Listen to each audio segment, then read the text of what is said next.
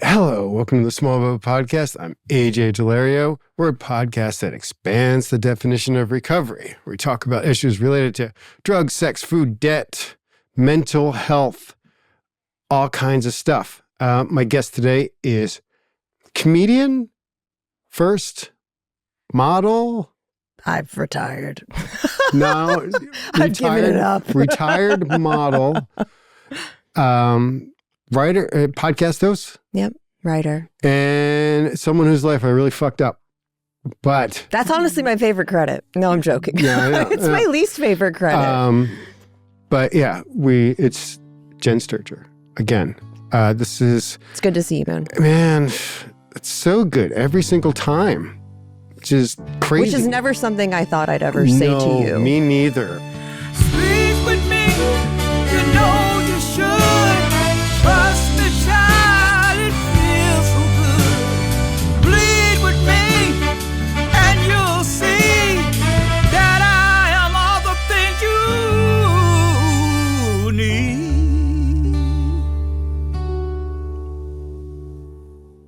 Okay, so what's happened between this is the modernized version of this, which is just like that Brett Favre was sexting you while you worked for the Jets, but at the time nobody saw that as harassment or that you were being put in a situation that made you uncomfortable, right? And this is in 2008? 2008. So in 2008, I was working for the New York Jets. Yeah. And this was around the same time that Favre had been doing his, I'm going to retire. I'm not retired. I'm retired. I'm not retired. Right. So when he finally re-signed with the New York Jets, I was also signed with the Jets as a game day reporter. Yeah. Which is just a really loose term for saying cheerleader that they gave a microphone to. Sure. I'm just there to kind of pick up the morale of the fans. And you're doing this in the stadium. I'm doing this in the stadium. Yeah, I work in the stadium. And then a few weeks into me working there, I started getting weird MySpace messages. Yeah. And then I started getting weird text messages. Uh-huh. And then it just kind of snowballed into this individual trying to get me to meet up with them. Then this individual, they never said that they were Brett Favre, quarterback for the New York Jets? They did. But was it him or was it like a proxy? Was he using some?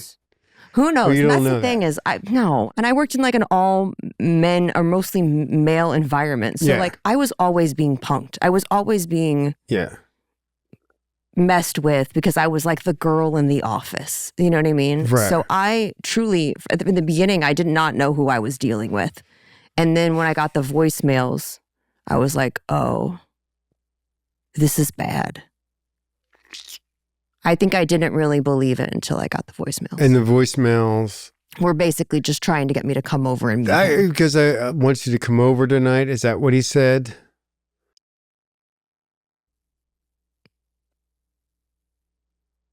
It's so funny because it's just like they're like a blank in my brain, even though I've heard them a million times.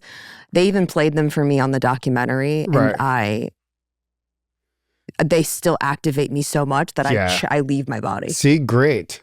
See, you are human.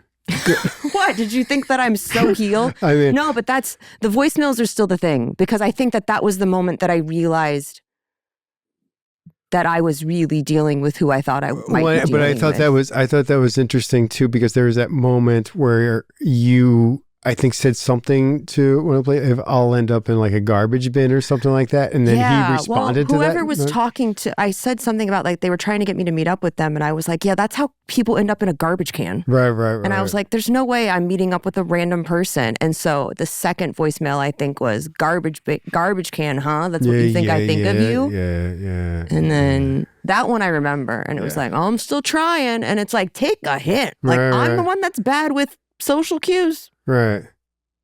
And that was the last one? Yeah. And then when did the dick happen? Because he sent or was it was a stunt dick maybe? Or do you think it was that?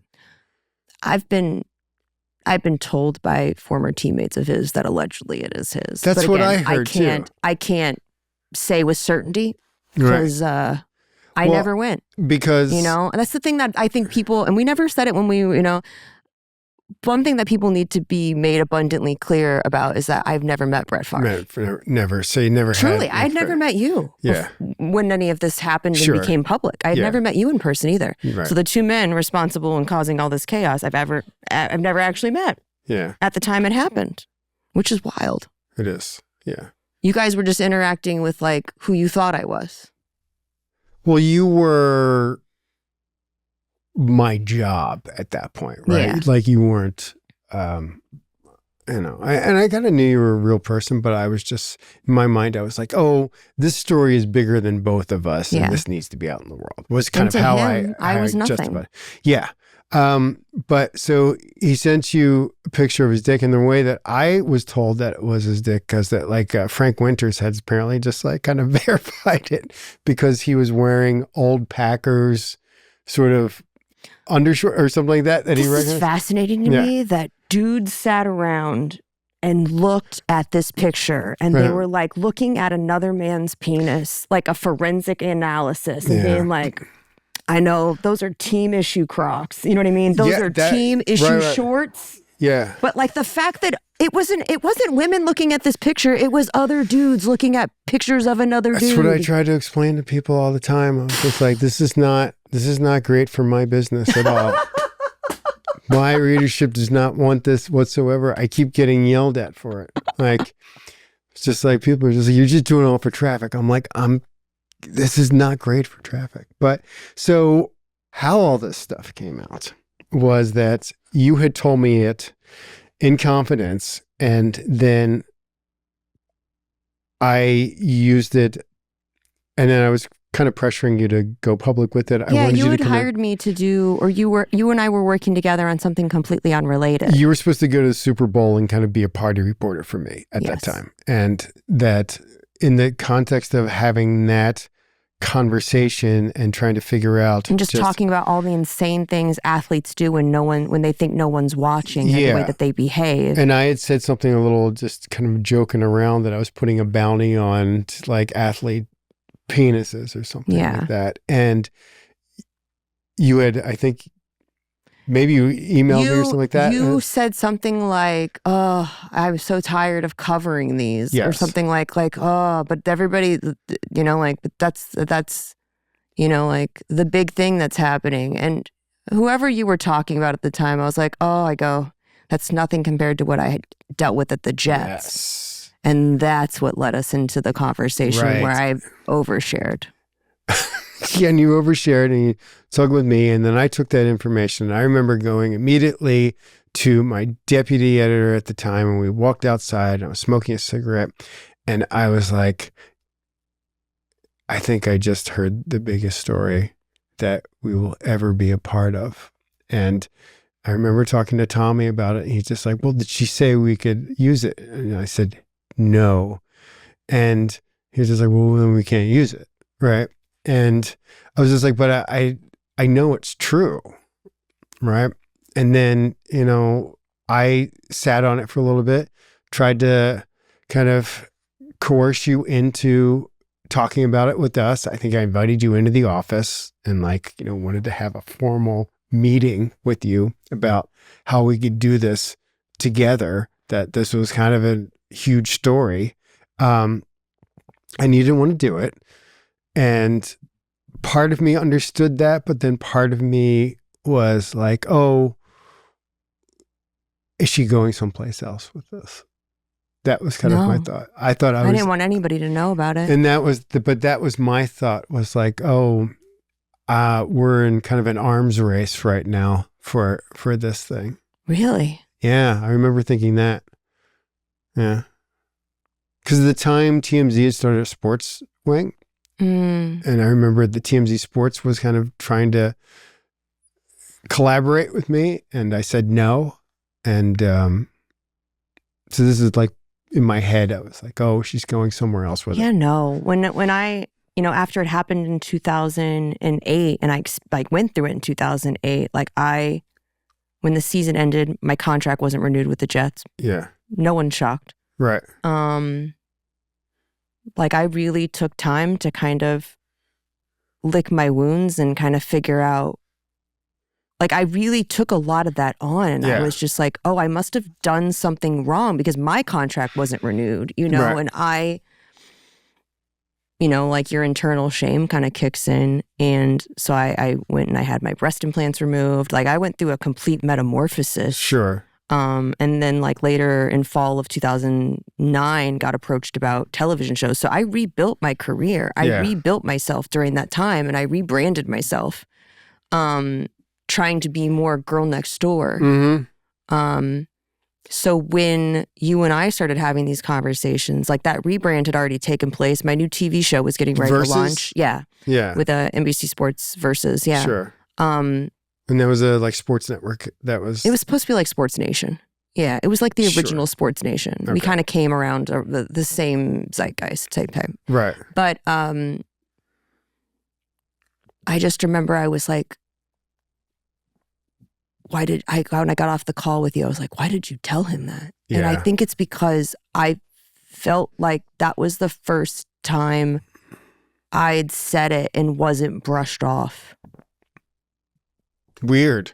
So, because because I had told people that it was happening in 2008 and they were just like, yeah, deal with it. If you want to keep your job, you stay quiet. And that's how I ended up in the hospital. You know, like that's how I ended up on all kinds of psych meds because I was just like, no, but this thing that is happening to me is wrong. So I was being medicated to basically like silence that voice of like, this thing that is happening to you is wrong. Yeah. And then I got really frustrated because I think you told me, so it was February or something like that when we were talking. It was I was doing all the promos. And then in August of that year, I got really frustrated with him coming out of retirement again. Him coming out of retirement and then talking to someone at ESPN who was just like, you know, yeah, we all know about this. We can't say anything about it. Like, it's not my job to police this guy's kind of just like personal life and stuff like that. You know, I have to keep my job. And here's the news is that he's unretiring and that's it. ESPN's not going to fuck with this guy because he'll never talk to us again. Yeah. And then that was what set me off in that I had a temper tantrum. And I was just like, I think I emailed you or on Twitter. I was just like, look, it's coming in. It's coming out. And then, and you gave me like a 24-hour heads up that it was happening. Yeah. And I remember you just said, okay. And then but there was so much behind that okay. I don't even know that if I responded or not. I did.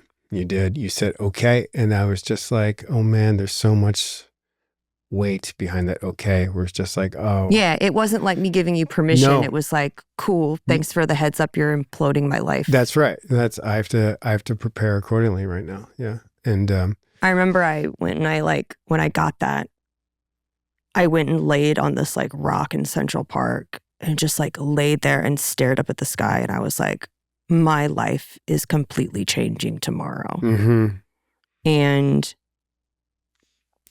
that just like that rock holds so much fucking, like it's like this frozen moment in time for me. It's just like sitting there and thinking that. Yeah. I wasn't seeking public attention for this. Yeah. And neither was I, frankly. And it just happened that, you know, I published basically this conversation that I had with you in, I think, August.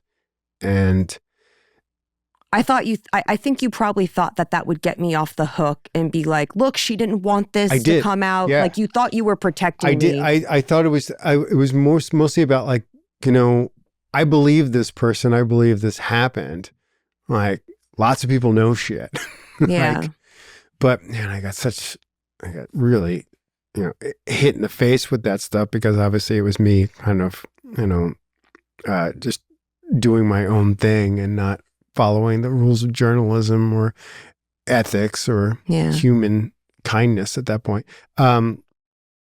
But then, you know, when I got access to the materials, I think I remember emailing you again. Maybe that was the time I emailed you. I was just like, look, I got the voice memos, I think you said something like, I have everything. Jenn, I have everything. Yeah. And you're like, I have voicemails, I have messages, Lord Byron, because that was like the pseudonym that was being used online. You're like, I have it all. Weird pseudonym for him because he has no idea who that is. And he's like, you said, I have it all, and it's going to publish tomorrow. And I know you don't want to talk to me, so I just want to say good luck. I don't know where you are or something like that, but like, good luck. If you ever want to talk, good luck. You did leave that open. And I was just like, I mean, it's still just even thinking about the fact that I can recall what it said is wild. It is wild. And I remember. It's just something so, it wasn't like it was a threat, but my body still takes it that way. Do you know what I mean? Yeah, for sure. It sounds threatening. And I took that tone with people before when I was. And you did it in 140 characters or less. It was over Twitter. Yeah, R.I.P. Twitter.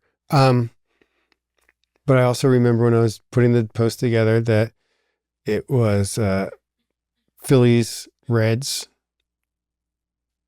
Roy Halladay's no-hitter in the playoffs. Yeah. And I remember not even hearing about it till the next day because I was preparing all this, kind of staging it.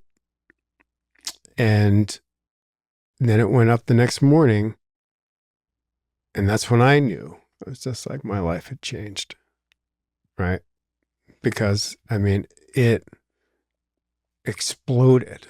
Like very quickly. There was like no buildup. You're on the front page of the Post. The following day. Yeah. And it's because of the press conference.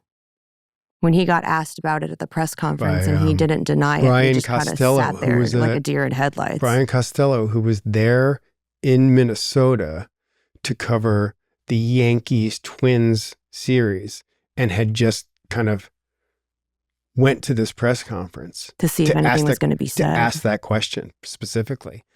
And Favre got rattled. And then basically that was enough where people were like, oh man, this is something. Yeah, and the following day, like my phone got hacked, my email got hacked overnight. I woke up to all my devices being locked out of all my devices.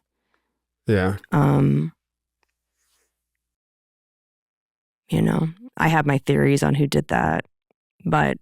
That wasn't me. No. Just letting you know. No, it wasn't you.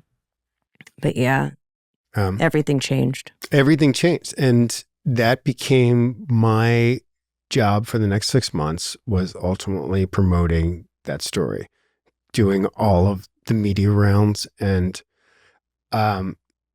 my boss at the time, because we had to... You did a great job. That shit would not go away.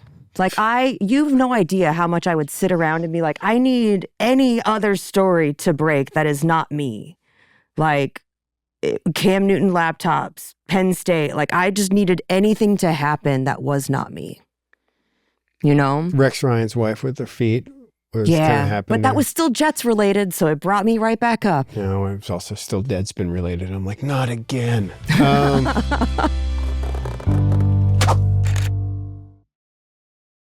Why do you think we still talk, right? Because it's been 8 years since you and I ran into each other. And the reason we ran into each other was because of a dog. Mm-hmm. And that me and my now wife were trying to adopt a rescue dog.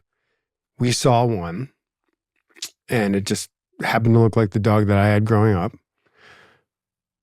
Reach out, and it's you. And I remember, you know, I talk a lot about the terror of that time, but it was also like one of those things where just like, oh, if there's some sort of universe trying to create some order here, this may be an opportunity that I have to kind of seize upon, right?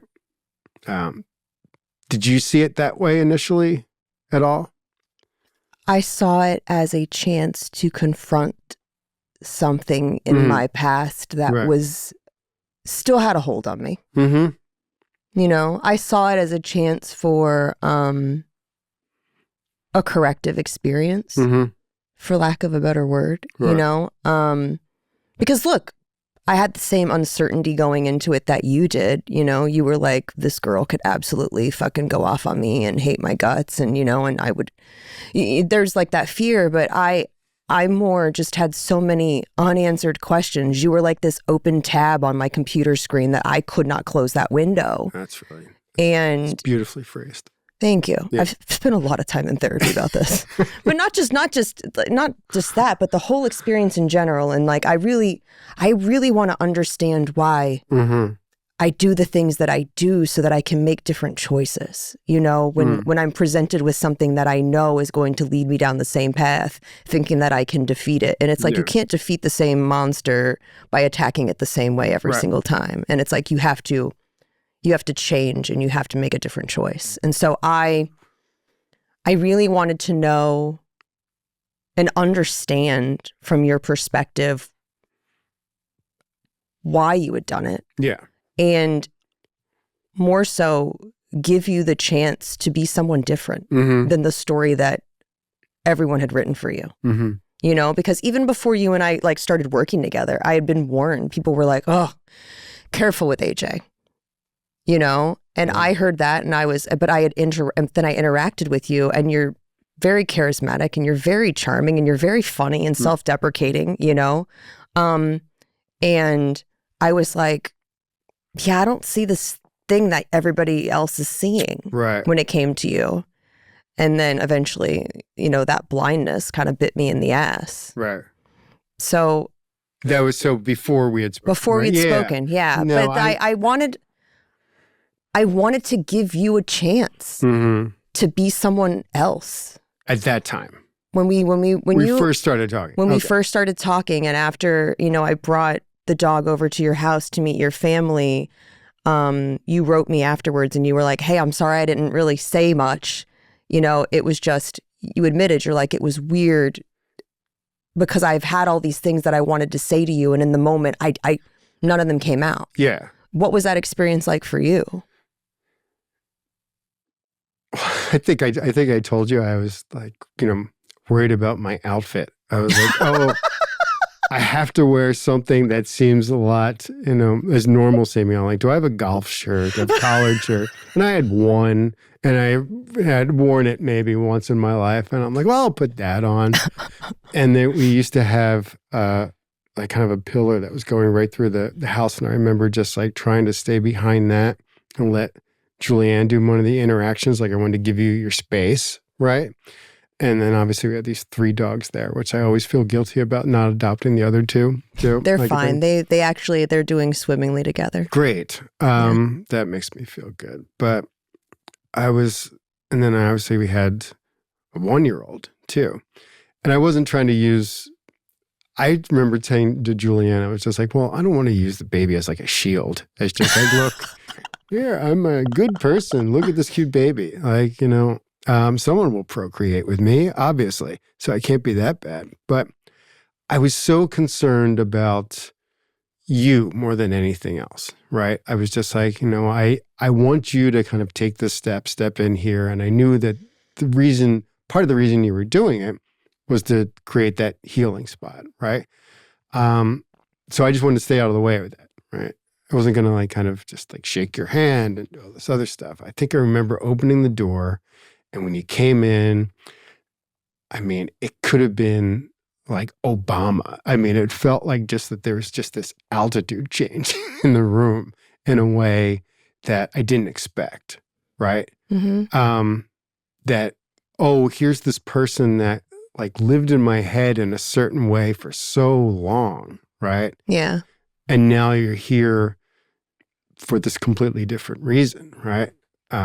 With no makeup on, in gym clothes, covered in dust from transporting these dogs. Like a totally different version than probably what you had expected. Yeah, for my memory, you were wearing a ball gown and but never in my life. So, but it was just, I remember just like, you know, letting you in and then the other person, I don't think I could pick her out of a lineup ever in my life. Sorry, she Rebecca. Was there. My rescue partner. Yeah, and I remember you telling them that you fed Nesta a hamburger. That's the dog that we eventually ended up rescuing. But they fed him McDonald's. I remember that part. And I don't remember much else. I remember just like staying back, watching these dogs, hoping the dog would not attack my son because I wanted the dog. And that was that. And then when he left, I was like, okay, I still want to follow up with this. I wanted to make sure I was doing that for the right reasons, right? Because like I said, it turned into, I need to have this conversation with her just for myself, because I need to let her know that I understand a lot better now kind of what you've been living with for so long. That obviously I caused too, right? So there were these two moments that absolutely stick out. I remember agonizing over that email that I was going to follow up with, whether I was just, do I put an exclamation point like, hey, or what's the tone, right? Like that sort of stuff. Like you were like rehearsing an email. 100%, because I didn't want to seem like, too sweaty about it. I also wanted to kind of just, how long, it was like, all right, how long should I wait before I let her process all this before I kind of follow up with an email? And I remember I was just like thinking, well, they say like 2 days in swingers or something like that. Or maybe I was thinking of it as just like, at what point can I follow up? Because I thought if I waited too long that you might maybe get angry again, right? And then you would feel like I just did this to get the dog, right?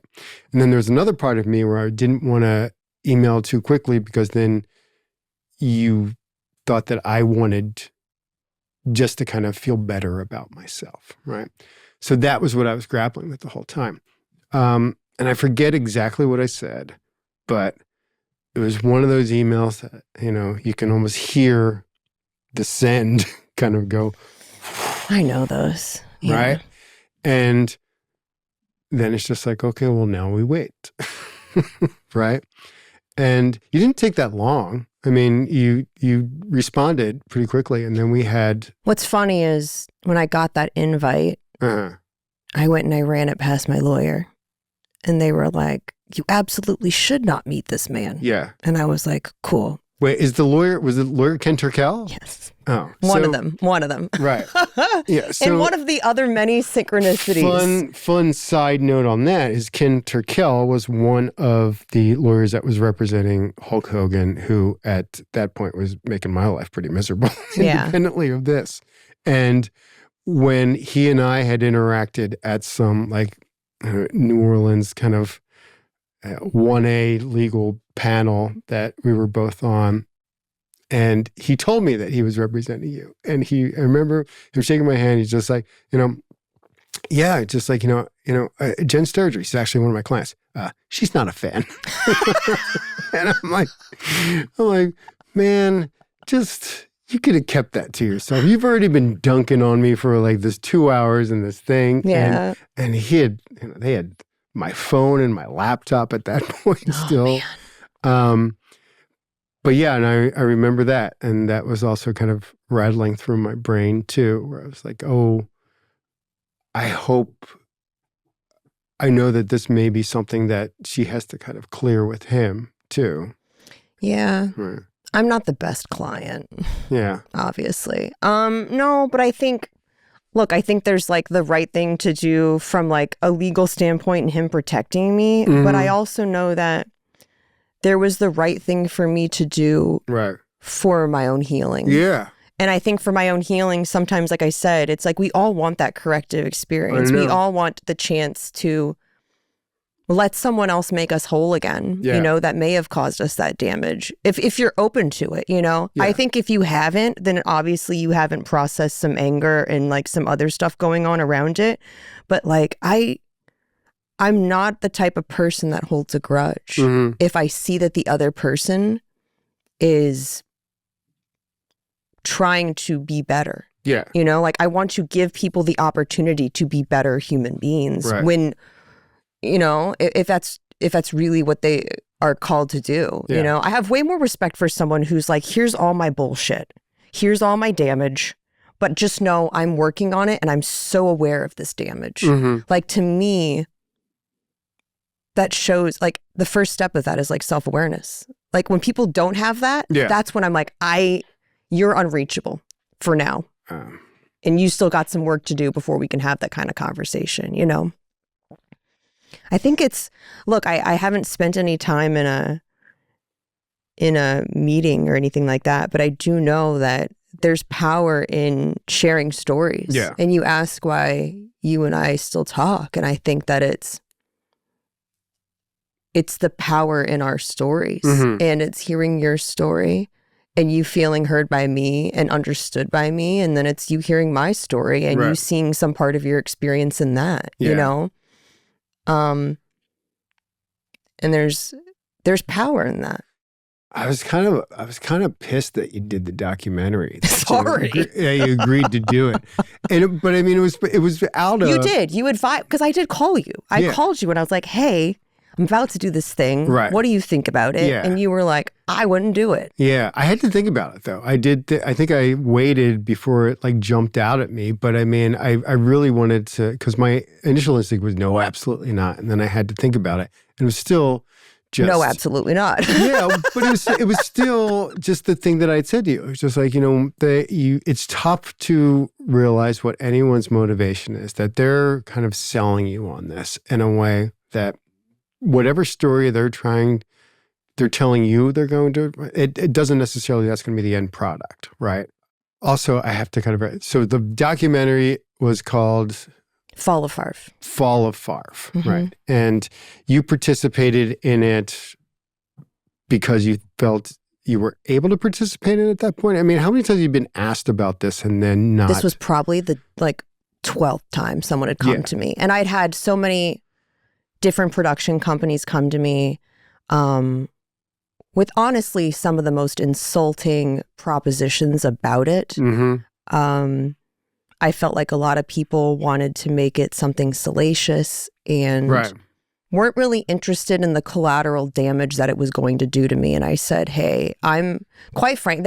And they would always pitch it to me like, but this is your chance to tell your story. Yes, and I'm exactly. like, no, it's not. I know. It's your chance to get whatever sound bites you need from me in order to push whatever narrative you want. But so I carefully vetted the people that were involved in the project. I looked at their previous work, you know, and Rebecca Gitlitz was the director. She came to me and her initial pitch was, you know, and it's going to be directed by a woman, produced by a woman, and it's going to, you know, and I said, Rebecca. She's the Tinder swindler, is that, or what did she do? No, those are the other people. She did a lot of other documentaries about like women's soccer and things like that, like true documentaries, not salacious documentaries. But I've been approached by those people as well, you know. But the thing I remember saying to her was, Rebecca, respectfully, I was like, no one hurt me during this entire process more than other women. And the way they treated me and the way they dismissed me and the way they said that I wasn't deserving of their support. So I said, you're going to have to come to me with some other angle. And I was like, because the we're all sisters thing isn't going to work for me. Yeah. So she came back and, you know, I also told her, I said, oh, look, I'm tired of publicly slitting my wrists for people. I told you guys who he was in the beginning. No one listened to me. Right. In fact, you made me the bad guy. You made me the villain. And so I said, I'm going to need something else from you guys, you know? And so, you know, I made my own demands on Netflix that she took back to Netflix. And I said, unless you can get these done, I'm not interested. Yeah. And I didn't hear from her for a couple months. And then she came back and she was like, all right, I did it. Let's go. And when I did it, I was like, oh, fuck, I should have asked for more. Like, I should have made more demands. I was like, oh, are we really doing this? You know, because I was terrified too. Right. Because, I mean, you know, it comes out and it's like it's on your television. It's on the little top bar of the Netflix, right? And it's in a ranking system and all that stuff. My own voice pops up in the intro. Right. And you're like, whoa! Yeah. No. So, because I'm writing about this in the book that I'm doing, and the last chapter is ultimately a week after my first son is born, because he was born June 20th, And then the Netflix documentary about Gawker, I think, dropped like June 23rd or 24th. Big week for you. Well, it was strange because he's on the couch being a little baby, and then there's this in the background, and I am featured prominently in a way that really felt terrible. But because it was also maybe 8 months prior. I'm just like, look how much has changed. But that was really the moment where I started to say, okay, I'm going to start putting this stuff down, right? This is not going to fix the thing that I need fixed. Why do I keep letting people into my life who are telling me they're going to treat me as a human when most of the time they're going to treat me as this victim or this person who deserved it, or like, and I just had to sit there and say, okay, well, now this other person needs my attention, right? But it was really powerful in the moment because, that first scene is of me opening up my laptop and my bank account is like negative $200 whatever million.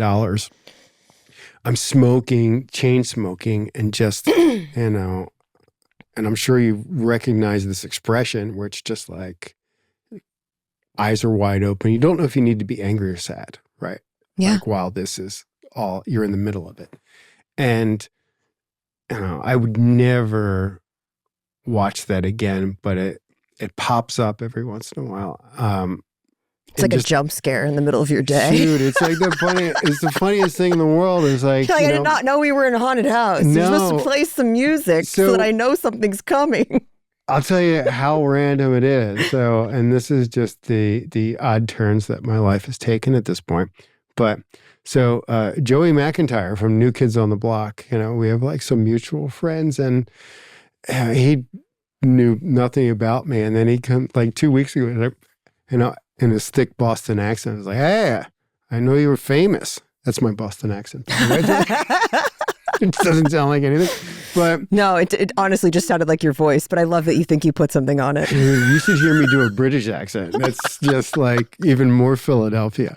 But he's like, yeah, I saw it popped up on like his feed for whatever other, documentaries that, if you like this, you may like this. And one of the things, and he's like, and I click it and it's you, right? But he also said, it's just like, well, it's just not you. It's not the person that I know, right? And I thought that was exactly how I saw it too, was that even like a year removed, that I was no longer that person. But also knowing at the same time, and you and I have talked about this before, that there are going to be people, I'm going to be kind of encased in amber forever as this guy, right? You're going to be the Brett Favre girl in people's minds in some capacity, and I'm going to be the person that, well, I might be the person that caused the Brett Favre girl, but I mean, I also might be like the Hulk Hogan, right? Or the guy that ruined Gawker is really what it is a lot of the time. It's so funny though, because to your point, I've had a similar conversation with somebody. Mm-hmm. And I don't know if you remember this, but you wrote like an entry for the Small Bow, like maybe a year or so after we met. And you asked my permission first, obviously, to do it. But you wrote this entry about the day that I brought Nesta over and our subsequent conversation that happened after it. And I waited 2 years to write that too. My mom called me when she read it, and she said, "This is the first time someone wrote about you that I felt I was reading about my daughter." Well, that's good. That I was like, oh, this guy finally got who she was. Yeah, that's great. She's like, I've seen so many things, over the years that like people just have gotten wrong about you. Right. She's like, and that's really frustrating as a parent to see that. Right. Do you feel like your family protected you during that whole entire time? Do you feel they didn't know how? Right. They didn't know how. That they were in completely over their skis. And the truth was, I think one of the things they had to grapple with was they did not know what was going on. They did not know what was going on at the time. They found out the same time as everybody else. And they were like, why did you not tell us this? Now, suddenly the trip to the psych ward during the Jets football season makes a lot more sense to them. But how like long at were you the in the time, psych ward for? 72 hours? Did you do the whole hold? My dad was like, you talked your way out of that one, you know, like, but I was not well, you know, I was heavily medicated when I was working for the Jets. And because I did not know how to cope with the fear I had in going into that workplace. And people go, oh, but that's stupid. Or that's, you know, like she makes it sound so much worse than it was. And it's like, not really, dude. Because once that neural pathway exists for you to be intimidated or to be scared of something and to be assuming that something bad is going to happen to you, like all your fight or flight kicks in. Mm-hmm. And so even if it just was me being cyber stalked by a coworker, call it what it is, you know, the fact that people knew it was happening to me and deemed it not worth doing anything about. Just the idea that I was walking into this place where I was like, everyone knows this is happening to me and no one gives a shit. Well, they were protecting him. And that was the you know, that's but so I was they were like, well, she was still going to work, she still seemed happy, and I'm like, yeah, you can too on that many bars of Xanax. I think I told you this, that when I first started, because I waited a few months before I actually, you know, ran it, but like talking to other reporters and then talking to, I think it was Ken Sunshine or something like that. That was the Jets PR person who I had interacted with a little bit. It was a Sunshine Sachs, who was working for it, and we had interacted. And I remember he called me about it, and first thing he said was just like, just to let you know, she's not a full-time employee, right? That was covering his ass legally. Exactly, But that was what really started pushing me closer and closer towards this story, because I was just like, no, unless they're doing something wrong, they would never say that. Mm-hmm. You know, unless they're covering something up, they would never say that, right? Because at that time, I was the only one who believed you, too. I mean, and that's why when people always ask me, why did you talk to AJ about it so much? And I said, because it was the first time someone took my claim seriously. Yeah. And didn't tell me to shut up. And you didn't sue, right? Or did you? I didn't. Weird. I didn't. Well, because one of the things that people don't realize is I had promised the NFL that all I wanted was some kind of acknowledgement that what happened to me was wrong. Yeah. I'm like, if you do the right thing, like, this doesn't need to go any further. But what they did, people don't realize this, is they came out with their judgment the day after my statute of limitations to file anything as a case against them. Like, my statute of limitations ran up the day before they announced what they had found. Got it. But they did, to their credit, they said that we found Jenn Sterger did no wrongdoing, but they released it on a day that it would get buried in the news cycle. How long after? That would have been at the end of December. So like my contract with the Jets, I think, ended on December 27th. So it was only like 2 months after the story ran or something. Yeah. Okay, got it. And you didn't approach them until the story ran, right? Or they approached you? Who? NFL. NFL was kind of hounding me and bullying me through the media, trying to get me to cooperate. Yeah. But the thing was, I was under no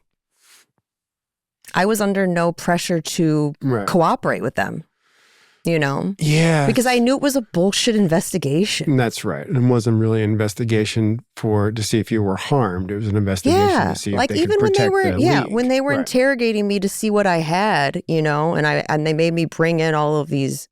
I had like 12 binders of like text messages because they wanted every single correspondence I had within that time span with anyone to basically prove who I was as a person or what my mindset was at the like they were basically building a case against me, looking at my mental health at the time and things like that. If you're like sexually promiscuous, if you basically kind of initiated sort of to see if I was who I was having sex with. Like it was all about causing me as much public shame and humiliation, and then they would take that and then they would go back to his team and tell them whatever that they had found, you know, and I knew Buzz. Yeah. Like I'm not stupid. Right. I was stupid at the time, I think I was... Buzz Cook? Is that who it was? Buzz Cook, yeah. I think I was... Look, to call myself stupid at the time would be cruel to my former self. Sure. I was doing what I was doing, and I was cooperating with the best of intentions, thinking that the other party was doing that. And the fact of the matter was they were just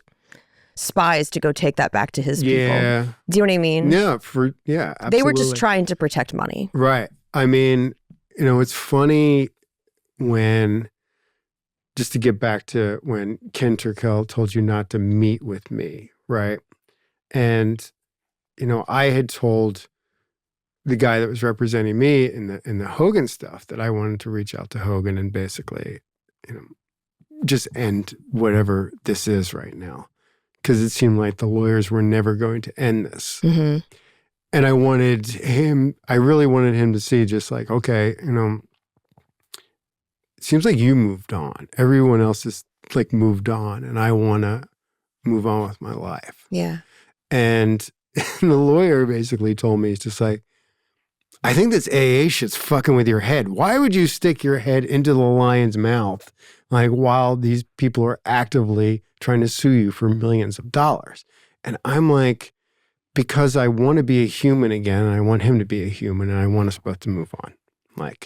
And I'm going to admit my part in this. You were using emotion to argue with their logic. Yeah, well, it was argue with their jobs, right? Yeah. And they were doing their jobs. And I finally found a middleman to kind of just, coordinate the amends in some capacity, but it wasn't really a formal amends at that point because I wasn't really doing an active program.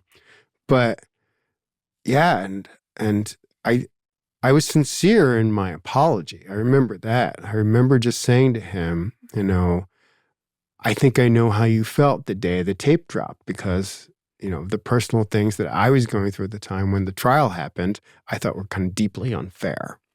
Like, why is the universe giving me such, this public shame happening when I'm trying to figure out, my personal life and heal from all the addiction stuff and all of the mental health stuff, right? Why is this happening now? And that was just what I thought of, was just like, oh, I'm sure this was a painful day for you, right? And I'm sorry it caused that, right? And then I think I asked the same thing of him that I asked of you. It was just like, if we could keep this private between us, the irony of me asking someone to kind of keep this thing between us. But I mean, my worry was that, I forget who I am dealing with. This is basically admitting that I caused this man emotional distress and he could sue the shit out of me again, right? Sometimes that's all people want, though, is accountability and acknowledgement of the harm that's been caused. And he wrote back and, accepted it. And we were supposed to meet and talk about it, similar sort of invite that I gave you, right? And this was before all that too.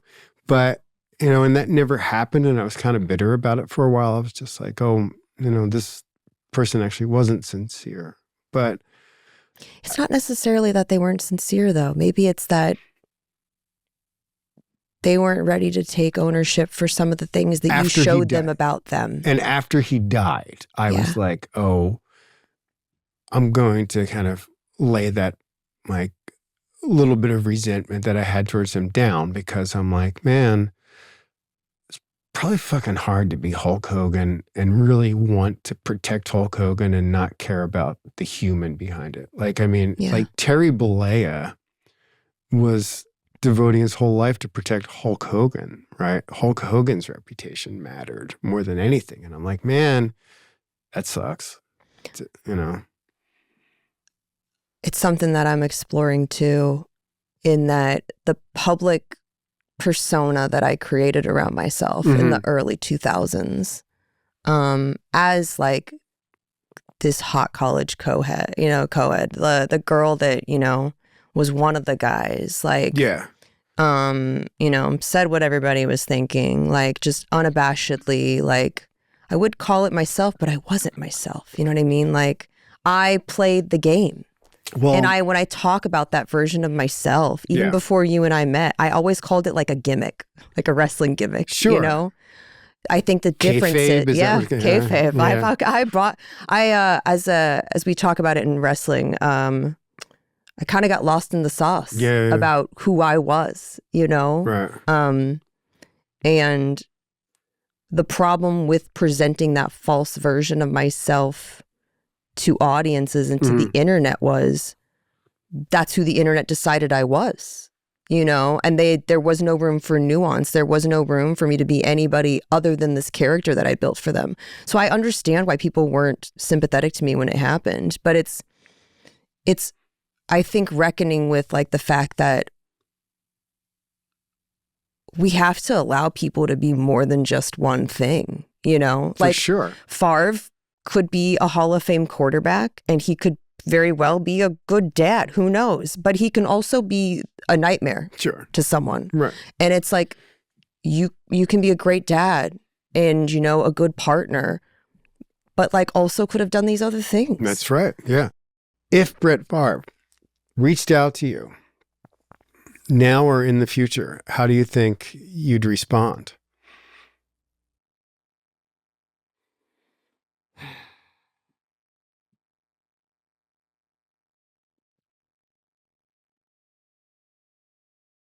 I don't know, but I think that it's a more complicated answer than with you, because at least with you had kind of given me a half-assed apology back in like 2011.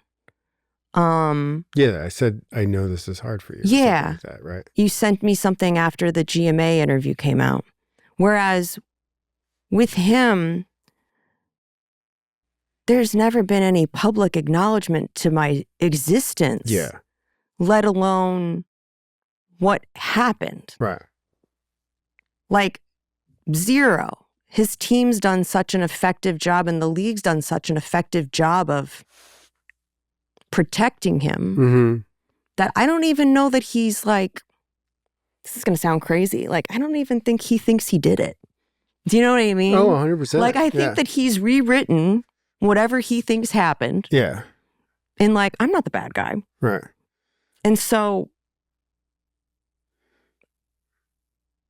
he somehow has like painted himself as a victim. But if he reaches out, you can like, I mean, you got some sense of relief when we talked, right? Where just like something closed for you, at least a little bit, right? I mean, me acknowledging your pain. That much. Me acknowledging my part in causing that pain, right? And then with him, if he takes that step, I mean, does that, your life changes again if that happens.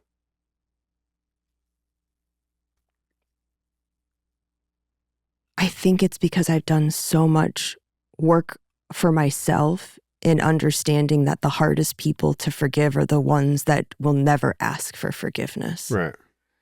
And so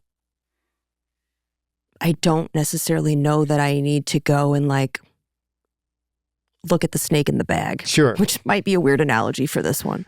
But, you know, like it's that thing where it's like, there was a science experiment where like they basically like put this fake snake in a bag and they were like, they gave it to a bunch of monkeys and they were like, well, when one monkey saw that there was a fake snake in the bag, it freaked out. But then all the other monkeys were like, oh my God, I want to see the fake snake in the bag too, you know? To me, he represents so much more than like a man. Yeah. It represents a whole system.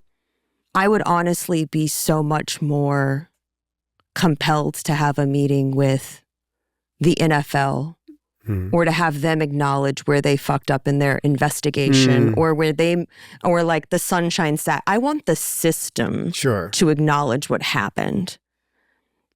I can acknowledge that he's just a person that has his own demons and his own stuff. And I don't need him to make me complete. Like I've fixed that part. And while it still hurts, like I've forgiven him. Yeah. I don't necessarily know that I need to see him though. Right.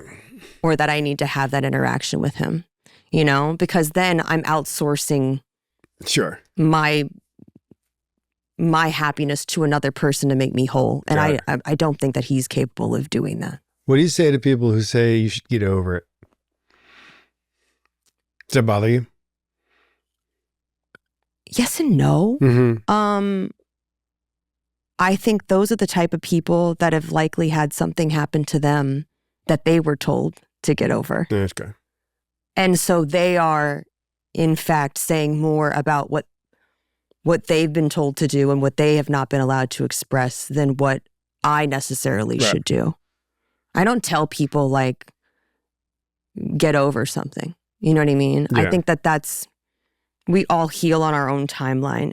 But when I think people say like, rub some dirt on it, get over it, I think that's an unhealthy coping mechanism. And I think we should allow people to do that on their own process in their own time, you know? Right. I just know it didn't suit me to continue sitting around in a victim mindset.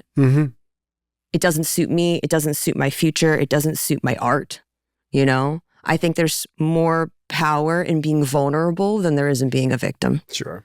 Do you talk about the FARF thing in your comedy?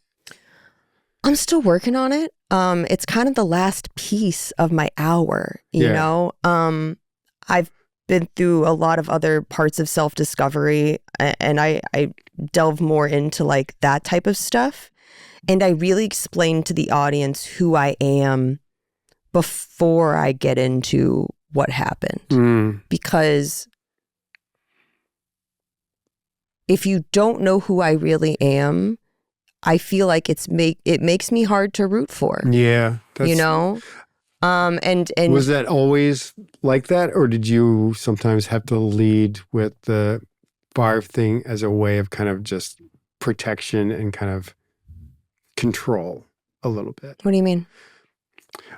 I would do this constantly, especially during the first couple years of the Hogan thing, because, you know, I wasn't working at that time either. And trying to figure out what my life would look like if I was no longer a writer, right? And like, I didn't like going around like Julianne's friends because I was like, oh, they're going to see me this way. And any time I would interact with people, I would almost overcompensate for the fact of just like, oh, I know what they think about me. Oh, they're going to Google me when they go home, and this is the first thing they're going to see, right? Because my parents did that, right? My parents were very ashamed of everything that was happening with me publicly with the Hogan thing. My father told my sister, "You're lucky your last name's not Delario," like on this stuff like that. And it's funny when I hear from other people who have gone through kind of, you know, New York Times level sort of shame things. Most of them say just how, oh, I got through it because my family was like rallying around me. And yeah, my parents just didn't handle it very well, right? Yeah, I think, look, it's great if you have a support system, you know, whether it's your family or meetings or whatever. I think, though, my real power came from, like, I think the real change in my life has really been coming from the fact that I don't outsource my healing to other people. Yeah. And I don't need their approval in my healing. Like, it's I'm trying to live by example. And if other people want to keep me in that well, that's fine. But they're actually just putting themselves down there. Like down inside a well. Yeah. Okay. You know what I mean? Like, if other people want to throw me down in a well, like, they're really just putting themselves down in that well. That's not me. Like, if you want to be stuck down there, if you want to be stuck back in the mid-2000s, if you want to not give me a chance to grow and evolve and show you who I really am and not who the media made me out to be, that's your small-mindedness. That's not me. Right. That's your reality that you're painting, you know? I think a lot of people also judge me based on ways that they would have acted, and I'm not them. And so, like, I've actually kind of confronted some people like that, where they're like, oh, well, you know, like, I thought you were gonna, you know, like, I'm scared you're gonna do this. And I go, wait, so let me reframe that for you. You're scared that I'm gonna treat you the way you treated me, and you're scared of that happening? And I'm like, maybe give me the benefit that I'm not you. Was there any level of support that you found surprising, like that there was someone who came out and like in support of you that you didn't expect, that you thought? Not when it happened. Not at all. I think everybody was really quiet. And when they did support me, it was like in the shadows. Like, you got this, girl. But it wasn't like, no one was coming out to like defend me. Yeah. I was surprised when I saw the doc, because Netflix came to my house and they watched it with me. Because they didn't want to like send me a screener link or anything like that. Like they literally sent a representative from Untold to like come over to my house and watch it with me. And I remember being touched. No, but I could, like when you watch a show with somebody and they like keep looking over at you because they've seen it and they want to get your reaction to seeing it. That's what I felt was happening the whole time. Why? Because so, I mean, we're thinking about this now. When we did the Death, Sex, and Money episode together, there was someone from Netflix on the Zoom. Yeah. Why? That's just, they were just involved very much in the PR process and wanted to make sure that I was protected. You know what I mean? But also like, so when I was watching the doc, I just remember being like, that's it? Yeah. And they were just like, yeah. And I was like, okay. And they're like, what do you think about it? And I go, I think it's a big nothing burger. Yeah. And when I watched it, when I got other people's feedback, they were like, it's not a nothing burger at all. And I was like, oh.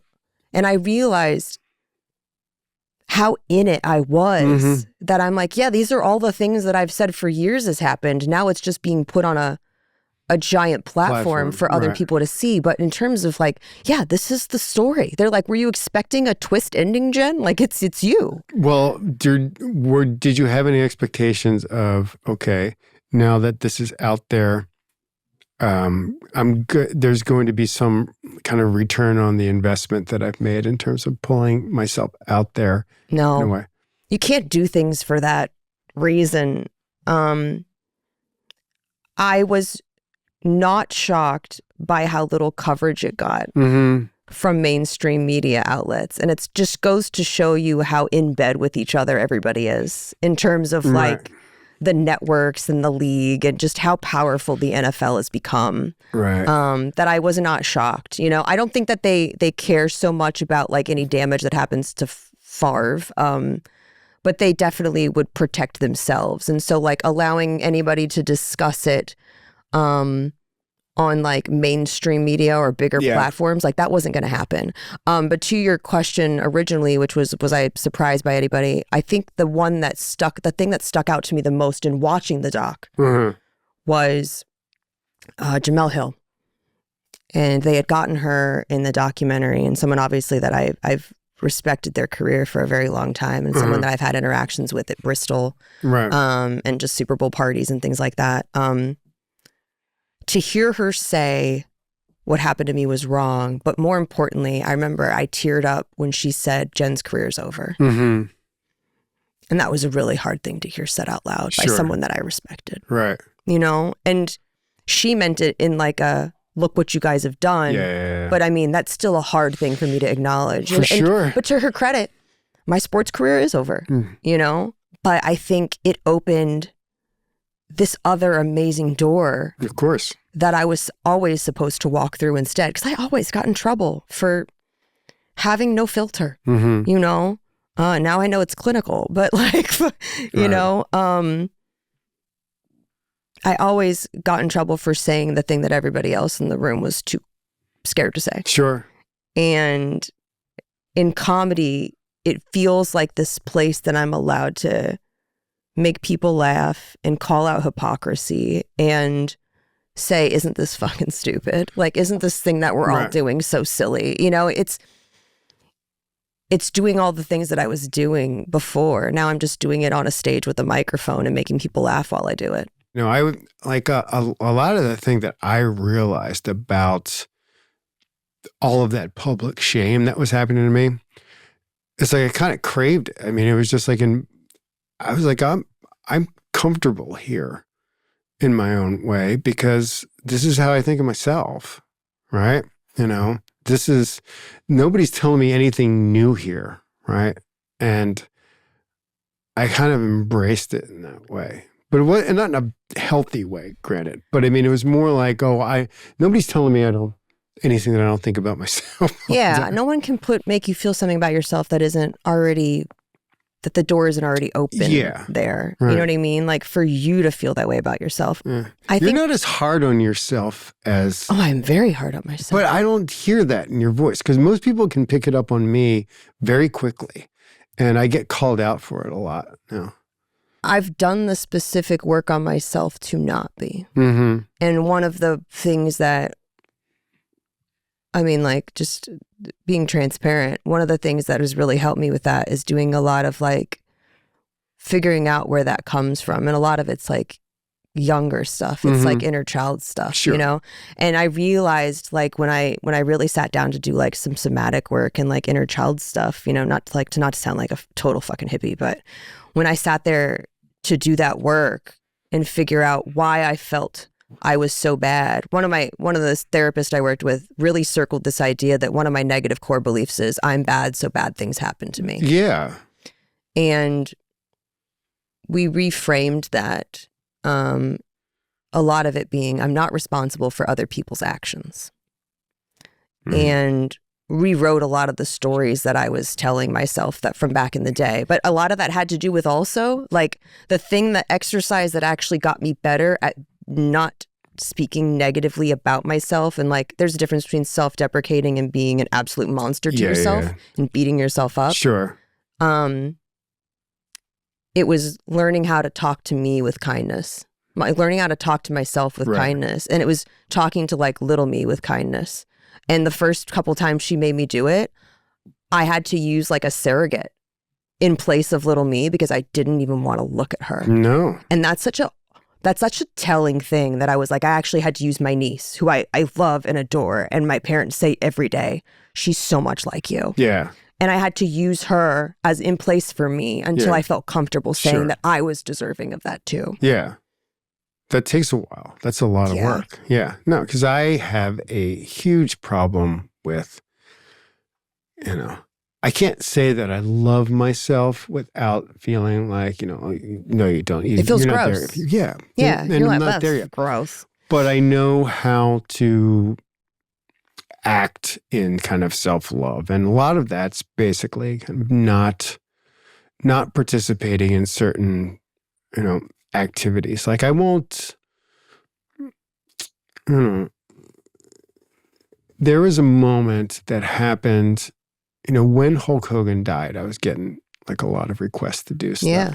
And was also not really monitoring what other people were saying in regards to me about this. I saw like a couple strays here and there, but for the most part, and there was one person that, and one publication that absolutely I thought, you know, did a number on me and kind of did me dirty. And I was like, there's a version of me that would have emailed this, thinking that I was protecting myself, but it would also just be hurting myself. It's like this, you know, once you act out and kind of defending yourself, sometimes you're basically kind of just reinforcing someone else's perception of I just decided to let people be wrong about me. Yeah, that's what I'm trying to get to, right? And also knowing full well that there will never be kind of this convention that has, which is just basically, here's the convention and a room full of people who had wrong impressions of me, right? So letting go of other people's perceptions is still something that I struggle with. And I hate the fact that I struggle with it because, like you, I do a lot of work on this. But that's what I run up against the most. When it comes to treating myself well, lots of work. I can just say this too, like, you don't need anybody's approval. Yes, I do. No, you don't. Yes, I do. You don't need anybody's fucking approval. Absolutely. You don't need anybody's approval on your growth and on your process and on your healing. The only people's approval that you need are your kids and your wife. Yeah, it's funny. There's that's what matters. I mean, kids fine. Wife, no kidding. I mean, but there's so Ozzy, my oldest, the one that you met when he was 1, was playing this game on like Roku had like some version of Who Wants to Be a Millionaire, right? Mm-hmm. And he's like reading the questions out loud. And I hear him like reciting the question, which professional wrestler, blah, blah, blah. I'm like, no. And I'm just like, it's John Cena. It's John Cena. Push that down. Like, but I'm like, oh man, I'm going to have like the Hulk Hogan talk, or I'm going to have to have the Google results talk with them at some point. Right. Yeah. In a way that I'm like, oh, again, the goal for me is to get to a place where that's not going to be a hard conversation to have, because I am a different person. Yeah. And some of this stuff about me is true, but I'm not that person anymore. And some of this stuff isn't and was never true. Right. And that, the only thing that I can actually do to protect them from whatever version of me that I'm afraid of still, or I still hate, is to just love them in the way that I needed love. Yeah. Is to not be the person that did this to you. Exactly. To be the best version that you can be of yourself. That's the number one way. And that's growth, man. Yeah. That's making sure that the things that got you here end with you. Yeah. And that you show them that there's a better way forward. And honestly, like, what a cool fucking story that you can tell your kids that you were the guy, like, look at this change that I had in my life. Sure. And that's the thing. That's powerful. I know. And I have to get to that part where it's just like, it's the change and it's not like the dark secrets of my You're already there, dude. Yeah, I know. You're the only one holding on to that. Fair enough. And the internet. But you know what? You can pay companies to get rid of that now. I don't want to. I'm like, me neither. I think we're good. I think we fixed this.